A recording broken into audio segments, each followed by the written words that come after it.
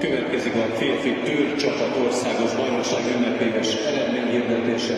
A díjakat átadja Orsics Attila, a Granit Pólus üzletfejlesztési igazgatója, a Vívó Szövetség elnökségi tagja, és Bockó Gábor, a sportigazgató, a versenyigazgatója. Az országos bajnokság bronzérmese a Zalaegerszegi Vívó Egyesület. Petár Feles, Simon Kristóf, Vízler Ádám és Wolf Ádám.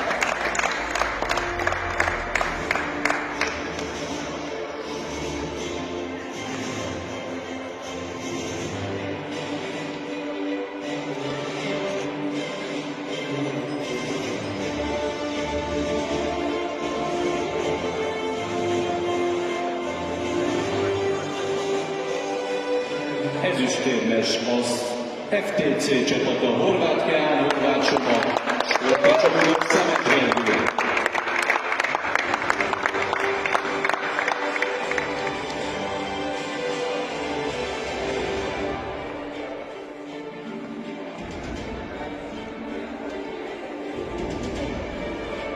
Aranyérmes és ezzel országos bajnok a törekvés Dósa Dániel, Frigyó Benyámin, Koron Erik és Nederkevés Máté, a mesterek Kápai Róbert, Kárpáti Krisztián, Nagy József és Szirmai Benedek.